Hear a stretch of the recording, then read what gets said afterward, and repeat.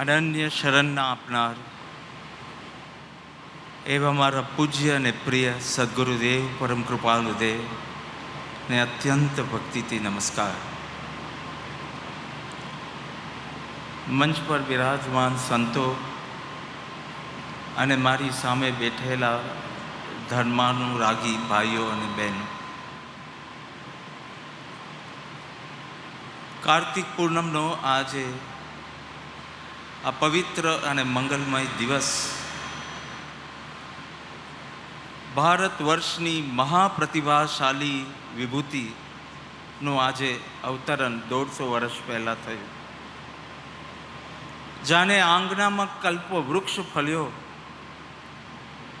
ભારત દેશ ધન્ય બન્યો, શ્રીમદ રાજચંદ્ર થકી ગૌરવાન્વિત થયો. આવા મહાપુરુષના દર્શન પણ મહાપુણ્યના થોક ઉછળે ત્યારે પ્રાપ્ત થાય છે.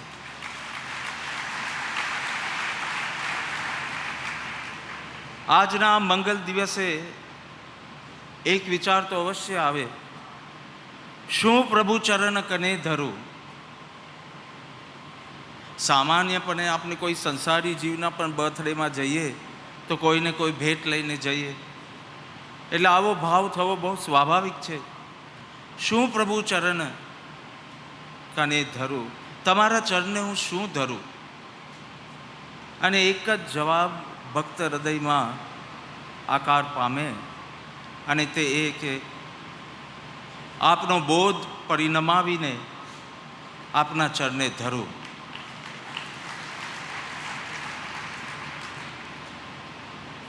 કીધું છે કે ધર્મ સર્વશ્રેષ્ઠ મંગલ છે.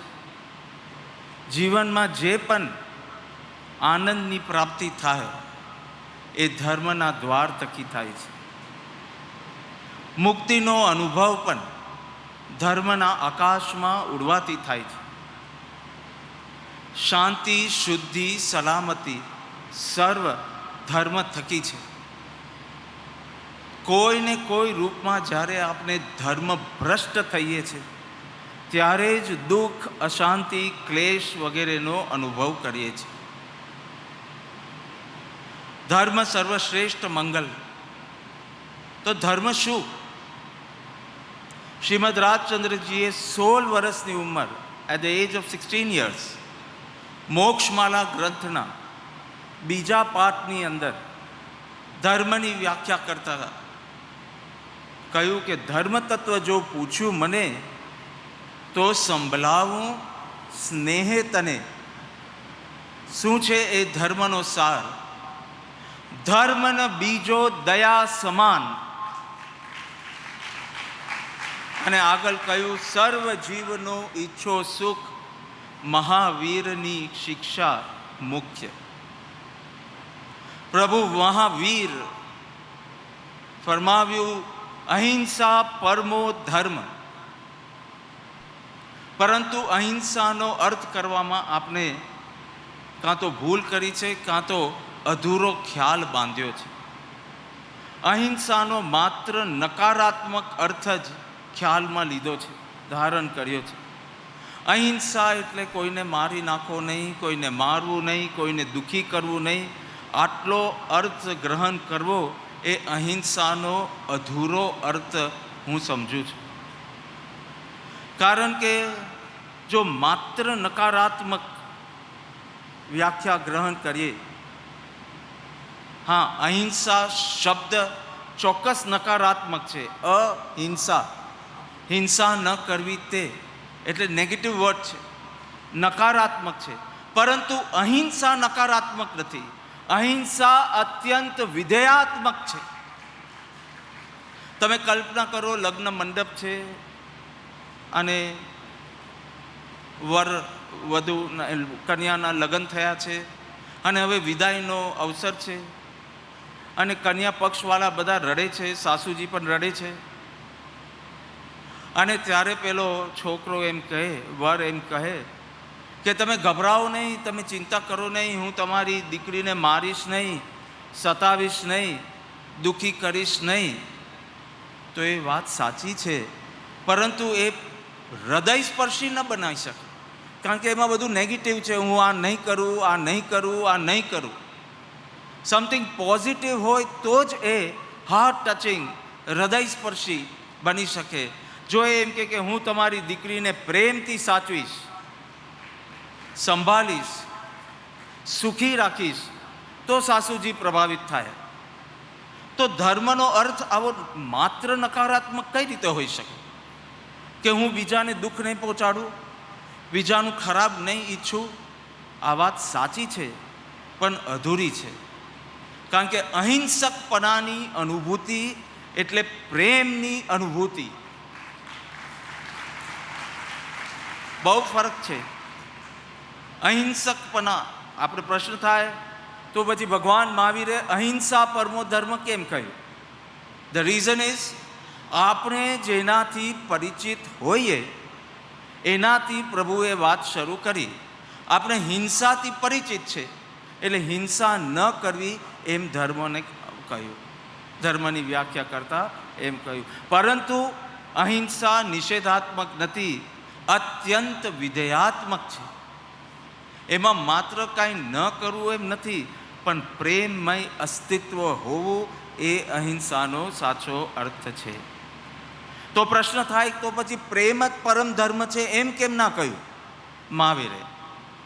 કેમ અહિંસા જેવો નકારાત્મક શબ્દનો ઉપયોગ કર્યો? એનો જવાબ છે કે આપણે જે પ્રેમથી પરિચિત છે, રાગ, આસક્તિ, કામ, લસ્ટ, લાઇક્સ, ડિસલાઇક્સ વગેરે, એને ધર્મ ન માની લઈએ. માટે પ્રેમ શબ્દ ન વાપરો અને અહિંસા શબ્દ વાપર્યો.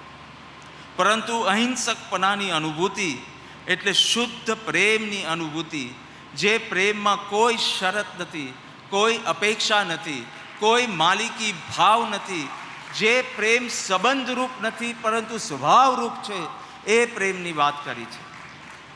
જ્યાં આ વિધેયાત્મક અર્થ ખોવાયો ત્યાં ધર્મ બની ગયો શુષ્ક અને નીરસ. આનંદ ન રહ્યો, ઉત્સાહ ન રહ્યો, એક્સટેન્શન ન રહ્યું. બહુ ફરક પડી જાય. તમે વિચાર કરો કે તમે ધાર્મિક છો, તમે અહિંસામાં માનો છો, બીજાને નુકસાન ન પહોંચાડવું, દુઃખી ન કરવું એમ તમે તમારો ધર્મ માનો છો. તમે રસ્તા પર જઈ રહ્યા છો, કોઈનો એક્સિડન્ટ થયો છે અને એ બિચારો પડ્યો છે લોહી લુહાન.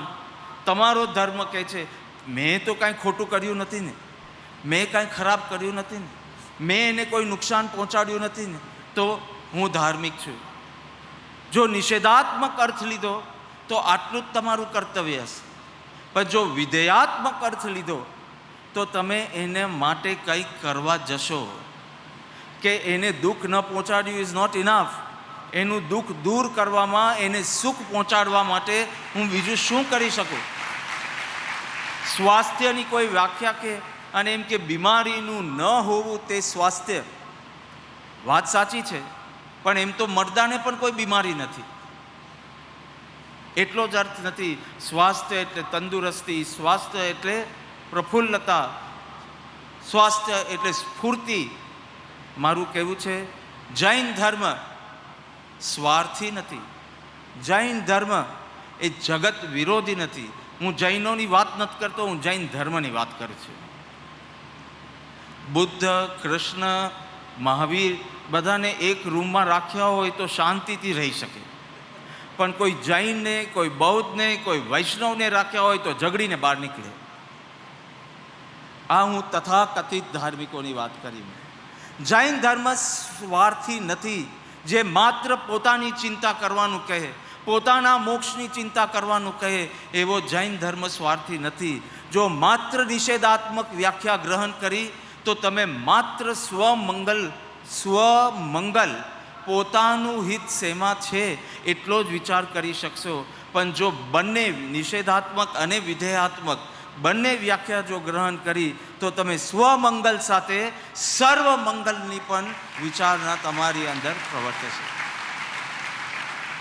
એટલે કે માત્ર કોઈને દુઃખ ન આપવું એટલું જ નહીં, પણ એના સુખ માટે હું શું કરી શકું?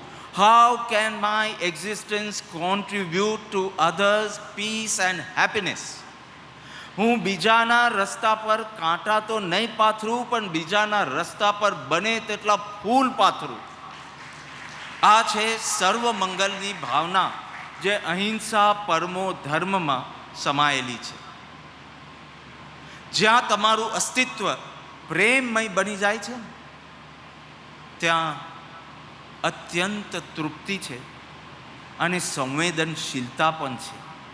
તૃપ્તિનું કારણ કે શુદ્ધ પ્રેમ પોતામાં જ પરિવર્તન લાવે છે. બીજાને તો પછી મદદ કરે છે, પણ પોતામાં જ પરિવર્તન લાવે છે. અહમ મમના વિકલ્પો ગૌણ થઈ જાય છે શુદ્ધ પ્રેમમાં.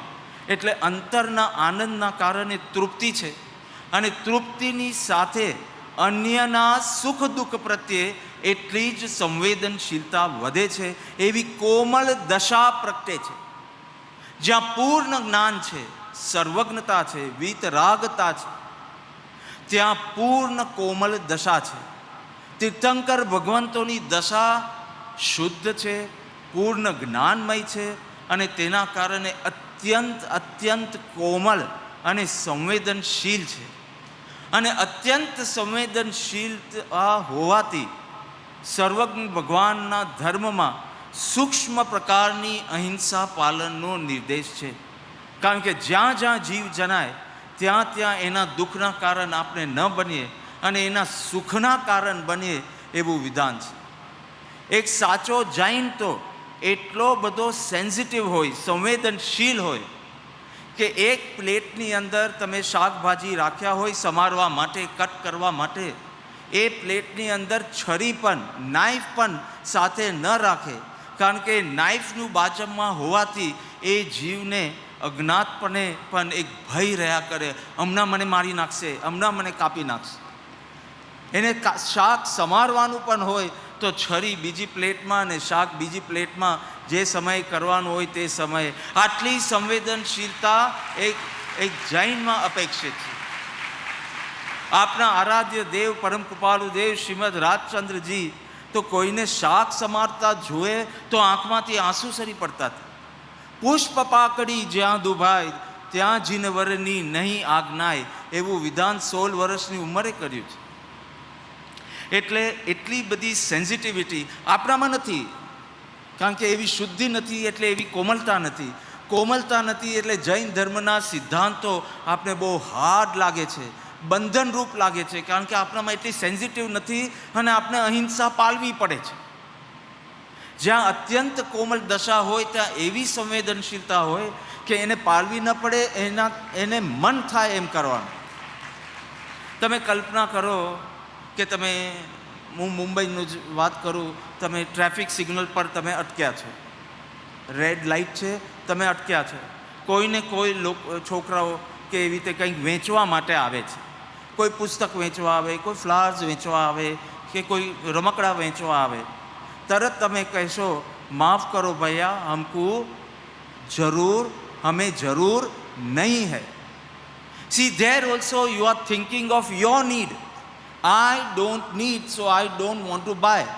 જરાક સંવેદનશીલતા વધે તો you will focus on his need. He needs that money. તમને જરૂર ન હોય તો બીજા કોઈને આપી દો.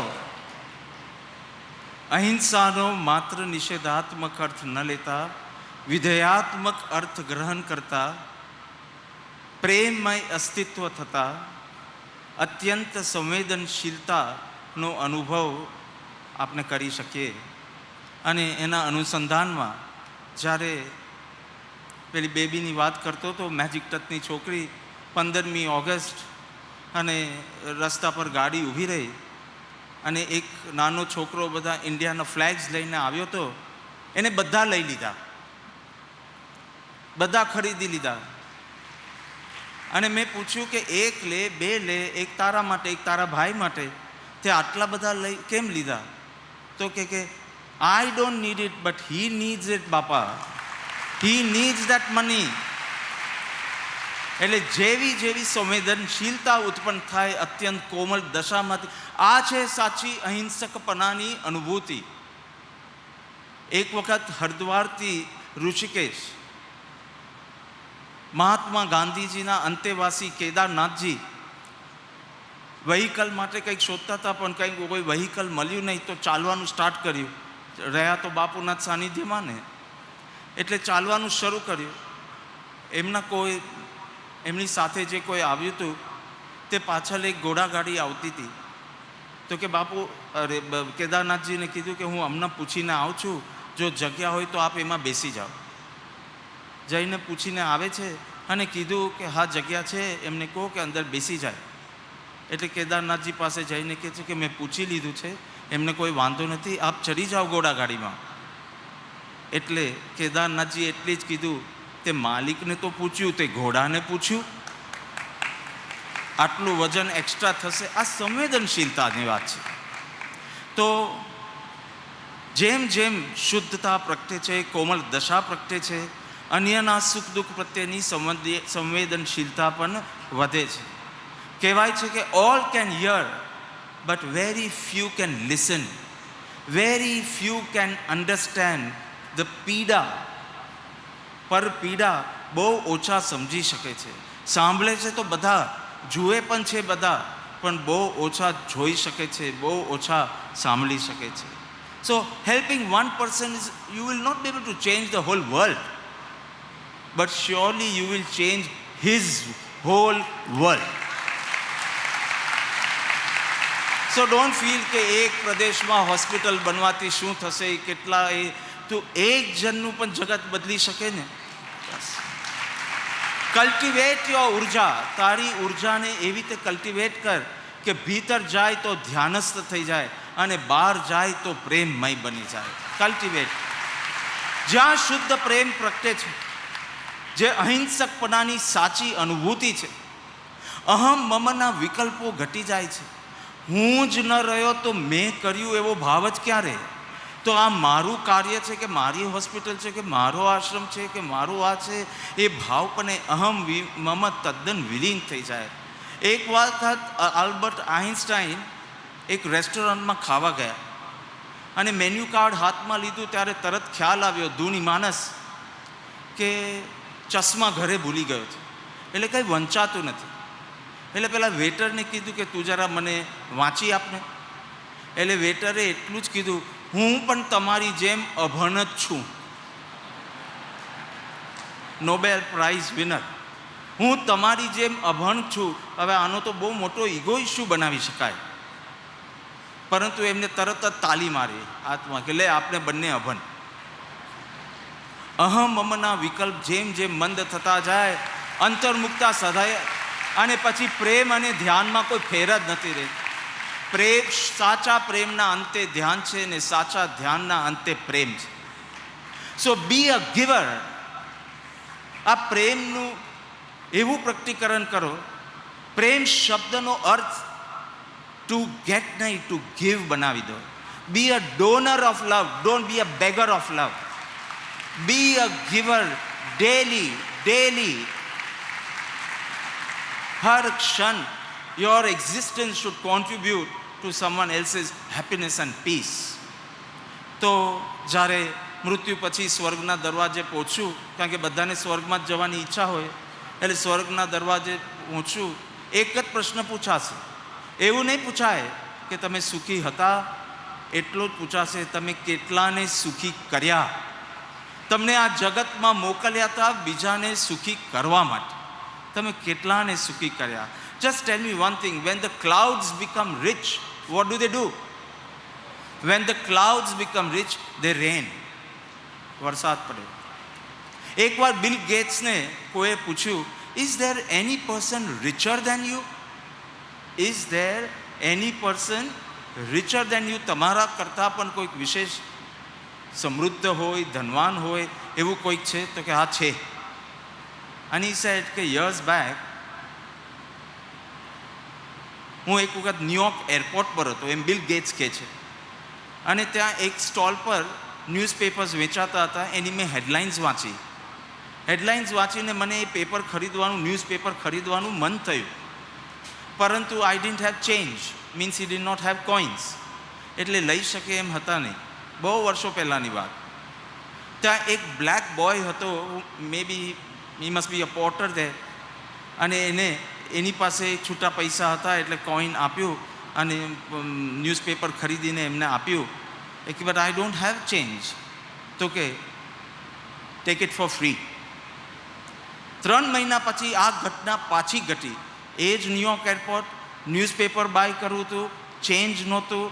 પેલો બ્લેક બોય ત્યાંથી પાસ થાય છે, ગરીબ છે, પાસ થાય છે, તો પણ એની પાસે કોઈન, એની પાસે ચેન્જ જ હતું અને એનાથી ન્યૂઝપેપર આપ્યું. આ વાતને 19 વર્ષ વીતી ગયા. And now Bill Gates was the richest person on this earth, in this world.